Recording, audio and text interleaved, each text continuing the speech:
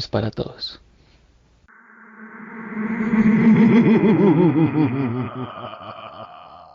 Antes de entrar en faena, les tengo una pregunta. ¿Alguna vez se imaginaron que eran vampiros? ¿En devorar la sangre del cuello de alguien? ¿O por el contrario, se imaginaron ser víctimas de un vampiro? ¿De lo que sucedería? En el capítulo de hoy la sangre será protagonista. Si bien es cierto que los vampiros no existen y son el resultado de varios personajes históricos amantes a la sangre, el vampirismo es un tema de moda, uno de los temas más importantes en la historia del terror. Claro ejemplo de esto es el caso de Vlad Tepes, quien inspiró a Bram Stoker para escribir la historia vampírica más grande de la historia, una historia que todos conocemos, la novela Drácula. Pero este caso lo dejaremos para un futuro capítulo. El día de hoy venimos a exponer a ustedes el lado femenino, la relación entre la sangre humana y la belleza. Esta es la historia de Elizabeth Bathory, la duquesa sangrienta. Mi nombre es Fabián y estoy en compañía de Diego y Cristian, y esto es Insomniac Podcast.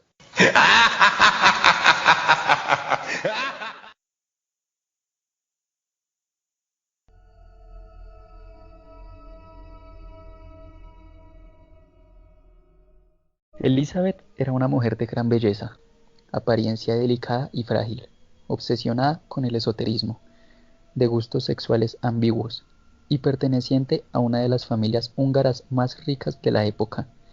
De ahí su título de condesa Elizabeth Bathory. Ha pasado a la historia por ser una de las mentes femeninas más perversas y sádicas de la crónica negra. Es la mujer que más vidas ha arrebatado en el mundo, más de 650 personas, en su mayoría niñas de 6 a 15 años. Fue amante a la sangre, a la belleza y a la juventud. Elizabeth nace el 7 de agosto de 1560 en Hungría, en el seno de una de las familias más antiguas y adineradas de Transilvania. Entre su parentela se encuentran poderosos personajes, un cardenal, varios príncipes y un primo que fue primer ministro de Hungría. También algunos más singulares, como un tío que adoraba a Satán, una tía bisexual de nombre Carla y un hermano mayor cruel y adicto a la bebida, por no mencionar a su antepasado Vlad III, también conocido como Drácula o el Empalador. Bathory fue una niña inteligente, educada en la política, la ciencia y las artes. Hablaba 4 idiomas y mostró una gran afición por la astronomía y la alquimia. A la edad de 5 años, la condesa ya sufría ataques de rabia intensa y era sádica. Algunos médicos de la época identifican estas acciones como epilepsia. Con 11 años, se promete con Ferenc Nadasdy, de 16 años en ese entonces, hijo de otra familia húngara de la aristocracia. Un año después, y para ir tomando contacto con el nuevo clan, Elizabeth comienza a vivir en su castillo, donde se da cuenta de que odia a su suegra y a la gran mayoría de su familia política. Pero cumplidos los 13 años, se queda embarazado de uno de los sirvientes. Al ser el padre de la criatura un criado y no su prometido, este fue castrado y tirado a la jauría de perros hambrientos, causando así su muerte. Al nacer el niño, la familia se deshizo de él. Al poco tiempo de casarse Elizabeth a sus 15 años de edad y durante largas temporadas, ella empezó a encontrarse muy sola en el castillo, ya que el conde, un general del ejército que se le conocía como el Caballero Negro, tenía que acudir muy constantemente al campo de batalla, ya que esta zona de Hungría se encontraba siempre en constante guerra. Es entonces cuando la noble empieza a interesarse por el mundo del esoterismo, rodeándose de una siniestra corte de brujos, hechiceros y alquimistas. Provocado quizás por el hastío de la soledad, Elizabeth pone en práctica algunas de las técnicas de tortura preferidas de su marido: introducir finas agujas debajo de las uñas de sus sirvientas, dar llaves o monedas al rojo vivo para quemar las manos de las doncellas, o tirarlas a la nieve para después echarles agua fría hasta verlas morir congeladas, y decorar sus aposentos con estas estatuas de hielo. Sea como fuere, la crueldad de la condesa hacía temblar hasta los mismísimos cimientos de su castillo. pero no fue hasta 1585, 10 años después de su matrimonio, cuando la aristócrata tuvo su primera hija, Ana. En los 9 años siguientes tuvo 3 más, Úrsula, Caterina y el menor, Pablo. Curiosamente, y gracias a las cartas que ella escribía a sus familiares, se puede deducir que Elizabeth era una buena esposa y una madre protectora, una personalidad que contrasta de una forma aplastante con todo lo que hemos hablado en esta historia. El 4 de enero de 1604, el esposo de Elizabeth, conocido como el Caballero Negro de Hungría, muere de una súbita enfermedad durante una de sus batallas. Ella se queda viuda con tan solo 44 años. Es aquí cuando se inician sus verdaderas atrocidades, cuando la crueldad de la condesa despierta de su letargo para entregarse así a su nueva pasión, el sadismo. En primer lugar, se encarga de echar de su castillo a su muy odiada suegra Úrsula, junto con el resto de su parentela. Seguidamente, manda encerrar en los sótanos a las muchachas que ésta protegía, donde además recibieron toda clase de castigos, y a partir de entonces tiene vía libre para desarrollar sus propias perversiones sexuales. Una nueva época se avecina en la fortaleza de Castis.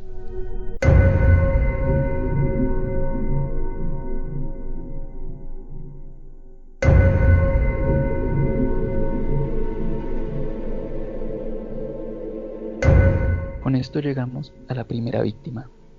Además de su gran interés por el mundo esotérico, Elizabeth siente predilección por las relaciones amorosas con personas de ambos sexos, y las visitas a su tía lesbiana, Carla Bathory, son cada vez más frecuentes, hasta el punto de participar en algunas orgías. La condesa no solo se acuesta con sus doncellas, sino que les propina toda clase de correctivos. Por ejemplo, a una chica que hablaba mucho hizo que le cosieran la boca. A otra de sus criadas le prendió fuego al vello púbico, e incluso a una camarera que tenía fama de coqueta y libertina fue obligada a sentarse en una parrilla al rojo vivo, de donde no la levantaron hasta 2 horas después. Pero los años pasaban, también para la aristócrata, cuya belleza se iba degradando poco a poco. Preocupada por su futuro, Elizabeth pide consejo a una de sus nodrizas y a sus amigas, las brujas. Esta le explica que el poder de la sangre y los sacrificios humanos daban muy buenos resultados, y le sugiere darse baños de sangre. Aseguraban que esta era la mejor forma de conservar su hermosura indefinidamente, y ella así lo hizo. Un buen día, una joven sirvienta estaba peinando a Elizabeth, con la mala fortuna de propinarle un tirón de cabello. La noble, en un ataque de rabia, le dio tal bofetada que la sangre de la doncella salpicó su mano. Elizabeth, convencida de que el tramo de piel donde había caído la sangre se veía más joven y saludable, mandó que le cortaran las venas a la sirvienta, que le cortaran su cuello y que llenaran una bañera con su sangre. A partir de este momento, esta clase de práctica se convirtió en su gran obsesión, dando paso a una orgía desenfrenada de asesinatos. Se citan más de 650, que se prolongó por el espacio de 10 años.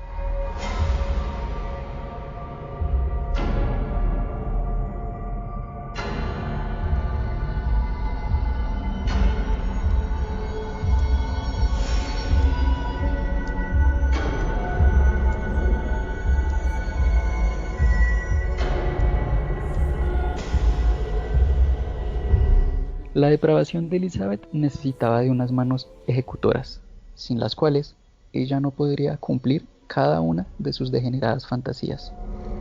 Se trataba de individuos que raptaban a sus víctimas, especialmente vírgenes de cuna noble, entre ellos uno de sus sirvientes llamado Torco.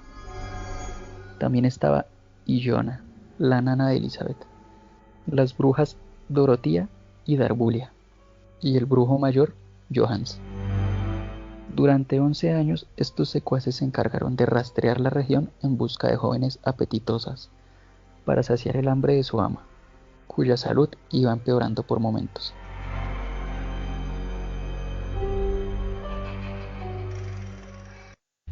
Una temporada donde la condesa estuvo enferma en cama, mandó que le llevaran a una joven doncella para hacerle compañía. Cuando llegó, se arrojó sobre ella, le mordió en la mejilla, le arrancó un trozo de hombro con los dientes y le clavó su mandíbula en un pezón. Dado a todo lo que se venía dando, los rumores se extendieron por toda Hungría. Las muchachas jóvenes ya no se veían en las calles, hasta que un día simplemente no habían más. Ya en la calle no había ni una, ni siquiera una, ni en los alrededores del castillo ni en los pueblos cercanos. Elizabeth las había matado a todas. Los campesinos buscaron al pastor local, ya que estaban buscando a sus hijas o hermanas, ya que éstas habían desaparecido. El pastor, debido a tanta preocupación, le expuso el caso al rey y le dijo todo lo que estaba sucediendo en Hungría. Todos los campesinos veían a la duquesa como un diablo, como el mismo Lucifer en vida. Recordemos que en estos tiempos, todos estos problemas mentales, todo lo que para nosotros hoy en día es malo, para ellos era obra del demonio. Era que el diablo habitaba en todos los pecadores. Por otra parte, empezaron a extenderse rumores por todo el pueblo acerca de que algo raro sucedía en el interior del castillo Kashtis. Y claro, no era para menos. Llegó un momento en que ocultar los centenares de cadáveres procedentes de todos los asesinatos era imposible. Ya no había dónde. A veces los escondían bajo las camas, pero no tenían 1000 camas, y el hedor era tan insoportable que tuvieron que trasladar los cuerpos a un campo cercano a la ciudad o inclusive tirarlos al río.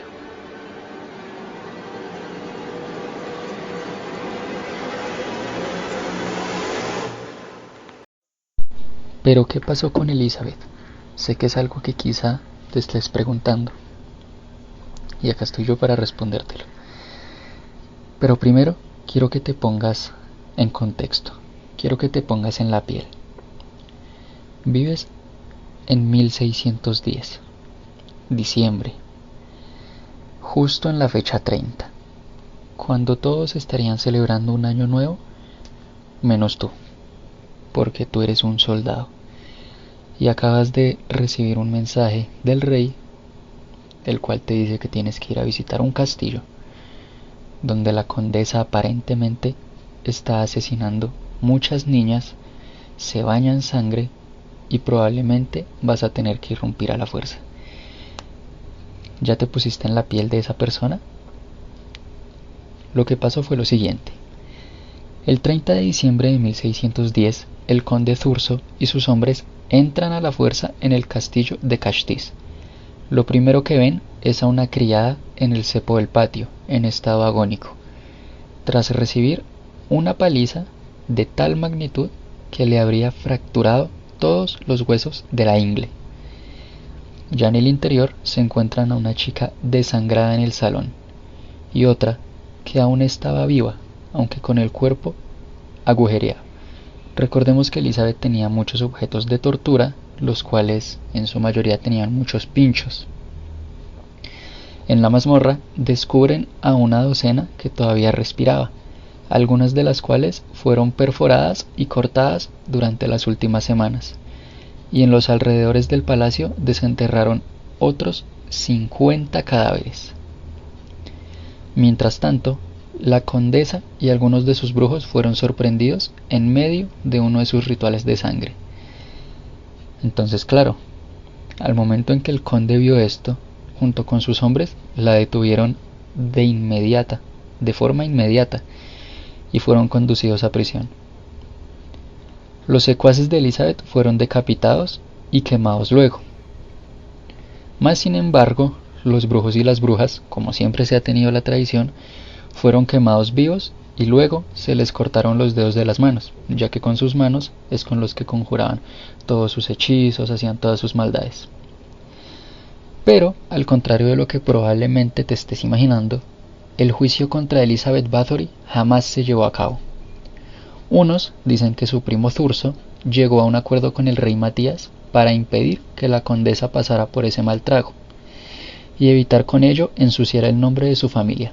Recordemos que el conde era primo directo de Elizabeth. Otros creen que el hechizo de la vampira fue lo que la libró del proceso, pero realmente no se le enjuició, ya que por ley no podían hacer este proceso con alguien proveniente de la realeza. En cuanto a Elizabeth, pese a haber escapado del verdugo, podríamos pensar, no salió tan indemne de la causa. Como expiación de sus crímenes fue condenada a prisión perpetua y a ser encerrada en el castillo de Sey. Cerraron todas las ventanas, cerraron todas las puertas, solo dejaron una diminuta rendija por la cual le pasaban la comida a Elizabeth y el agua. El día del juicio, estas fueron las palabras de su primo a Elizabeth. Tú, Elizabeth, eres como un animal salvaje. Estos son tus últimos meses de vida. No mereces respirar el aire que hay en la tierra. No mereces ver la luz del Señor. Desaparecerás de este mundo y nunca volverás. Las sombras te envolverán y te arrepentirás de tu bestial vida. Yo te condeno, Lady de Cashtis, a una prisión en vida, en tu propio castillo.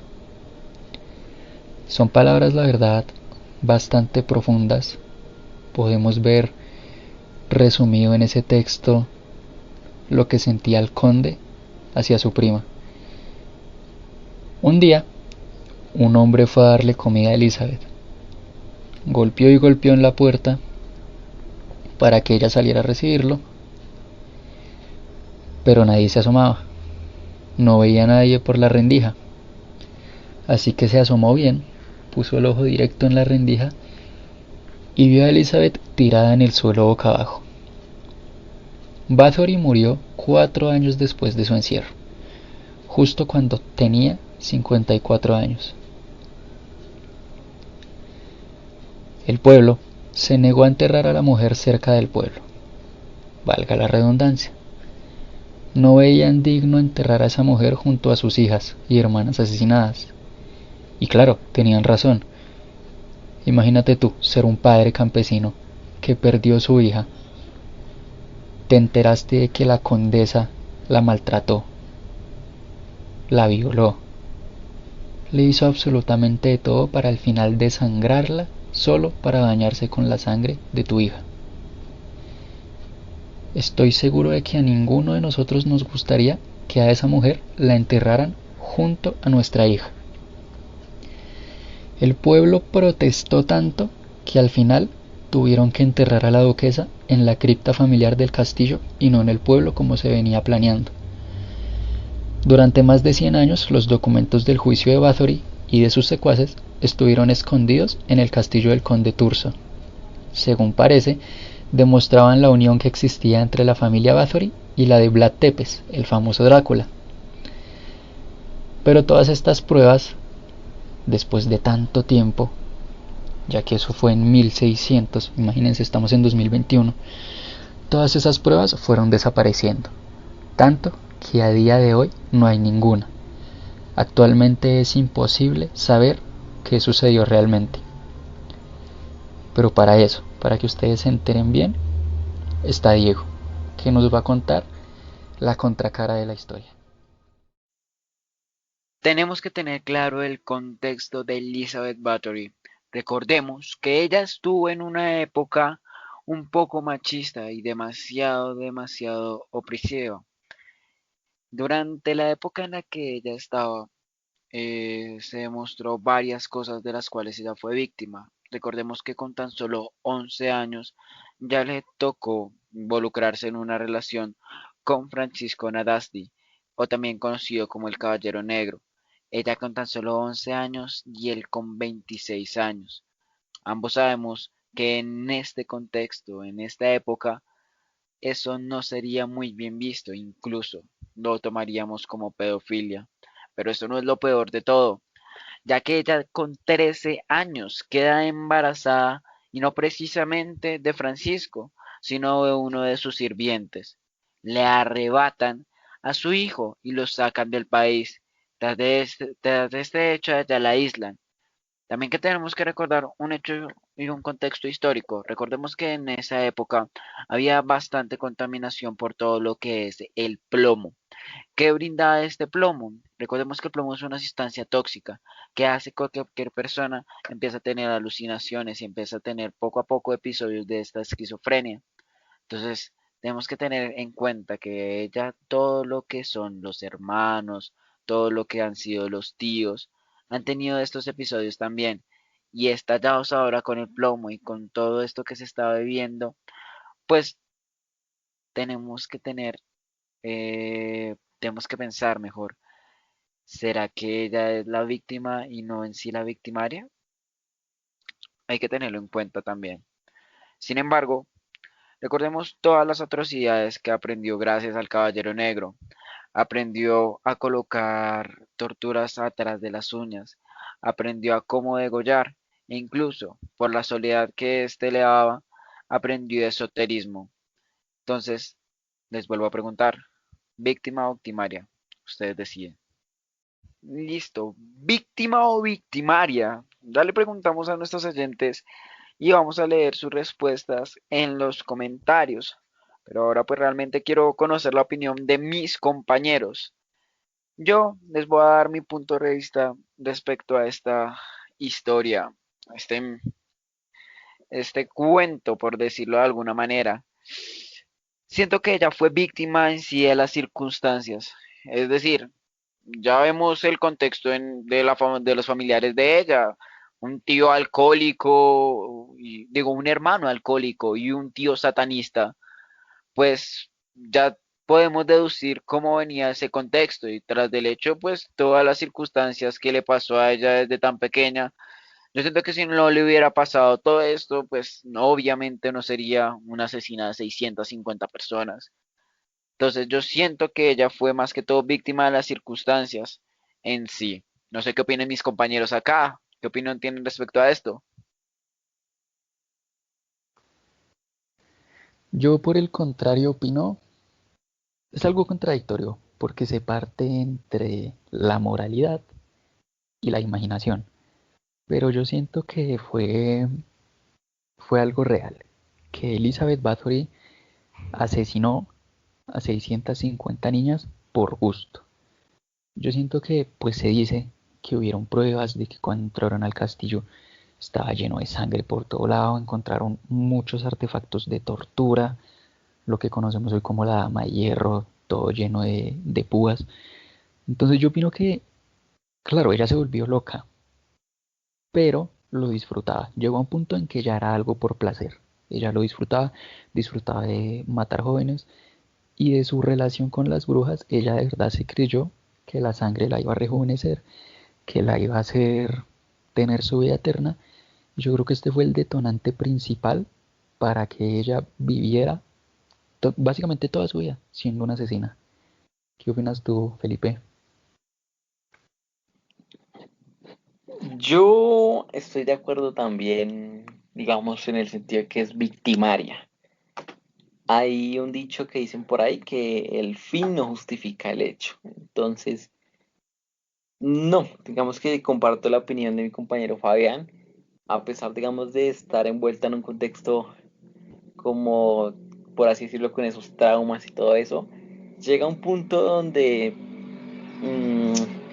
no es entendible, ¿sí? Digamos, tanto, porque es que es demasiado, o sea, uno se pone a pensar y leer lo que dicen por ahí, es que 650 asesinatos, o sea, es que eso es impresionante. Obviamente para esa época, por la connotación histórica, digamos que hasta muchos años después se entendió que era toda esa cantidad de gente, pero aún así, no hace que no es víctima, es victimaria.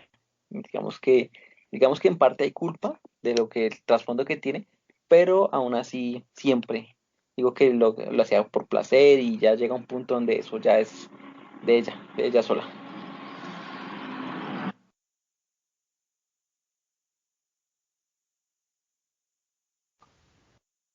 Perfecto. Sí, yo creo lo mismo, porque digamos que había un punto en que ya ni siquiera habían mujeres alrededor del castillo, ni en los pueblos. Ya todos los campesinos decían, ¿y mi hija dónde está? ¿Por qué mi hija se desapareció? La del vecino también, la del otro vecino también. Y algo que me parece muy interesante de la historia es que Elizabeth engañaba a las muchachas y a la familia diciendo que las iba a educar, ya que pues como dijimos ella hablaba 4 idiomas, era muy buena en el estudio, ella creó como esa cortina de humo para engañar a todas las mujeres, entonces eso para mí me parece que es algo ya psicótico, de esquizofrenia o lo que fuera que tuviera ella.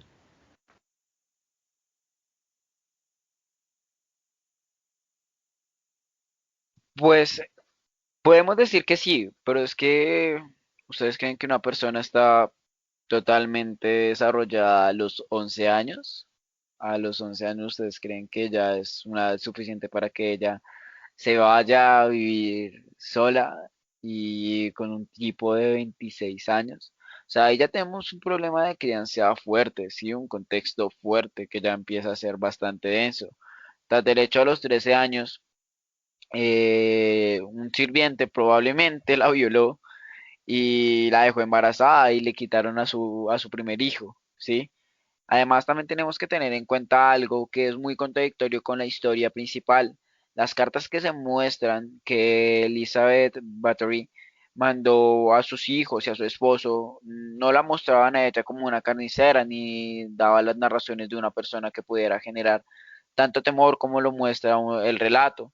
Tenemos que recordar que en el contexto histórico en el que hablamos, los nobles también cometían este tipo de asesinatos y el oscurantismo estaba en su máximo esplendor.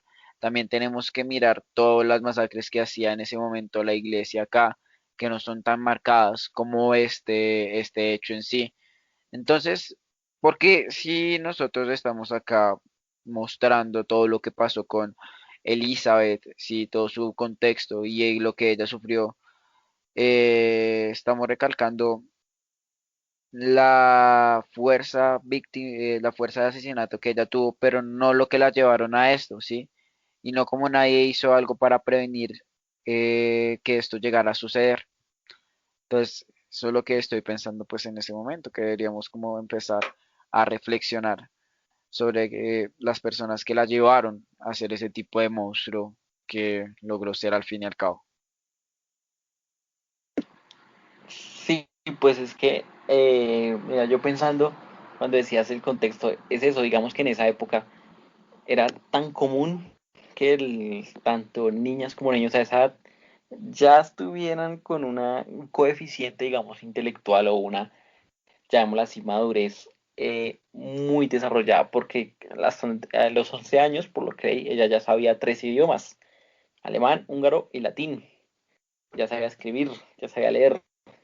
Digamos que en esa época, digamos que era muy común eso, aunque a las mujeres también en esa época se las desligaba mucho de todo eso, digamos que ya estaba haciendo en contra de lo que podía hacer, porque entonces era muy normal que a esa edad tan jóvenes ya los padres las quisieran comprometer y todo eso. Entonces digamos que para esa época, para nosotros, ahorita no es muy común ser una niña a los 11 años, ya, mejor dicho, con tanto no es muy común, pero digamos en esa época sí. Pero es, digamos que sí, eso toca mirarlo bien. ¿Sabes? Víctima o victimaria, también depende del contexto. Correcto, exactamente es lo que dice Felipe. Las cosas han cambiado mucho en todo este tiempo histórico que hemos vivido. Tengamos en cuenta que más, son muchísimos años, muchísimos siglos atrás en el tiempo. No podemos dar como una clara explicación de qué pasó, porque claro, hay parte que demuestra que fue real, hay parte que se dice que no, como el hecho de que nunca se encontró el supuesto diario de Elizabeth, donde ella detallaba sus asesinatos, pero es algo que no sabremos. Pero como ya dijimos anteriormente, nosotros ya dimos nuestro punto de vista, ya dijimos lo que podemos, ya solo le queda a nuestros espectadores que ellos nos digan su punto de vista. Ahora, para continuar, yo les quería hacer una pregunta a ustedes, y es la siguiente. Si todas estas cosas del vampirismo fueran reales, ¿A ustedes les gustaría ser un vampiro? Claramente involucrando todo lo que esto conlleva. Digamos, cosas como la juventud, como la vida eterna, el poder hablar con animales, el poder volverse un murciélago y volar por ahí. ¿Ustedes les gustaría esta vida? Pues por mi parte, sí, sí, claro, eso sería una experiencia, pues de pronto un poco tétrica por todo lo que pues, a un vampiro le tocaría hacer para vivir según los cuentos y las leyendas, todo lo que es beber sangre y tal, de pronto sería un poco más denso, pero pues yo creo que entre todo, pues con el pasar de los años se podría mirar qué otra cosa hacer para sobrevivir. Además, podría tener mucho más conocimiento. Eso sí, también tendría mucho más dolor, pero más sabiduría para saberlo llevar. Todo es cuestión de contextos y yo creo que sí, sí me gustaría ser vampiro, ¿por qué no? No, en cambio a mí sí no. Yo pienso, digamos, en la vida de un vampiro y digo, no, como que no. Me llama la atención estar ligado a esa vida, porque por lo que tengo entendido, digamos que ellos viven desde en la oscuridad y ciertas cosas. No sé, no me llama la atención y vida eterna. Digamos que son ciertos factores, igual eso depende de cada uno. Pero en lo personal, a mí no me gustaría ser vampiro.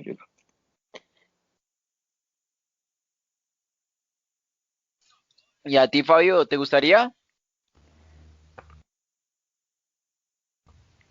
Yo, sinceramente, diría que sí. ¿Por qué?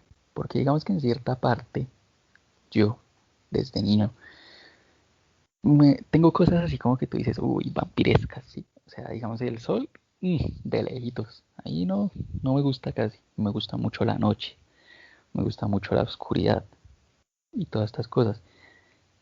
Lo único que no me gustaría a mí de ser un vampiro es no poder comer ajo, porque el ajo me encanta. De resto, papi, vampiro me declaro, vampiro seré y vampiro moriré. Ok. Y pero ¿cómo te puede gustar el helado? Uy, Ja, el uy, ajo es una Dios mío. delicia, la Ni- octava maravilla del mundo. No, yo sí no. Pero bueno, son Ajo cada con quien. Nutella. Uy, no, ¿cómo tirarse la Nutella? Uy, No, no, no. no tires la Nutella de esa manera. Un paladar Y exquisito. listo. Entonces yo creo que ya para finalizar esta velada tan bacana, tan chévere, yo creo una pregunta así como un poquito, digamos, controvertida. Entonces, digamos que la pregunta que yo les digo acerca del caso de Elizabeth es, ¿la consideran la mayor asesina de la historia o creen que es una de las muchos intentos históricos para deslegitimar a una mujer poderosa? Digamos que en mi opinión personal, siento que es la mayor asesina de la historia, o sea, por nomás por lo que asesinó, lo que provocó, eh, esos son factores que uno dice, uff, digamos que esa no es la manera, o sea, en lo que digo yo, que pienso yo, no es la manera de demostrar el poder, no es de demostrar lo que puede llegar, demostrar una mujer, sí, digamos que esas no son las maneras, pueden haber otras maneras. Es decir, sí, bueno, ella estuvo en contra porque se dice que ella no era creyente, digamos que eran de los que no profesaban mucho, porque esa época estaba muy marcada por la religión. Entonces y por eso mucha gente ha querido deslegitimar a ella. Pero siento que no, ella ha sido una de las asesinas más grandes que ha tenido la historia. No sé qué piensan mis compañeros. Diego, ¿qué piensas tú? Pues yo siento que ella, pues ya lo mencioné antes, yo siento que ella fue en sí como la víctima y también siento que pues en esa época del machismo y al mal le servía más que todo el primo que la revocó quedarse con ese reinato y ella la revocaron y el mayor beneficiario fue el que la revocó y aunque todos los asesinatos que cometió fueron totalmente sanguinarios, siento que en sí más como la muestran Es como mostrar en sí a la mujer loca cuando no muestran en sí el problema trascendental que hubo para que ella fuera de esa manera. Toda la presión que ella recibió, todo el maltrato que ella vivió durante su vida. Entonces, si uno se pone en los zapatos de ella, si uno vive todas estas situaciones, uno de pronto no podría empezar a hacer lo mismo, a llegar hasta caer a ese punto de la locura. Una reflexión que dejo para los oyentes.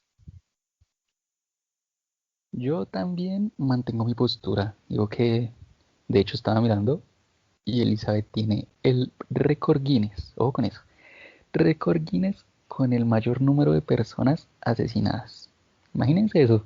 O sea, hay un récord Guinness hasta para eso. Entonces yo creo que independientemente de la moralidad de Elizabeth, de si ella quería poder, de si ella quería ser buena, todo esto, eso no quita que fuera una asesina completa. O sea, ella mató muchísima gente, lo hizo por gusto, torturó. Entonces para mí totalmente es la mayor asesina en la historia. Y todo por la sangre, por la juventud, por la belleza. Yo me quedo con eso y ya es mi punto final. Una última cosa antes de cerrar. Le tengo una pregunta a los oyentes. ¿Qué piensan ustedes de Elizabeth Bathory? Cuéntenos en los comentarios, así nosotros los podemos leer, generar un capítulo especial para ustedes y hacer todas nuestras reflexiones junto con ustedes. Recuerden que acá ustedes, su opinión es la más importante. Perfecto, con esto damos cerrado nuestro segundo episodio de Insomniac Podcast. Esperamos que lo hayan disfrutado, que les hayan gustado.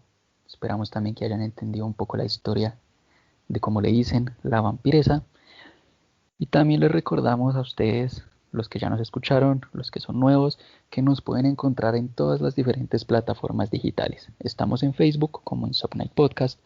Estamos en Spotify de la misma manera, Instagram @InsomniacP, nos pueden encontrar en Google Podcast, en Breaker, Pocket Cast, Radio Public y hasta en SoundCloud. De mano de todos mis compañeros, esperamos que pasen una muy buena noche.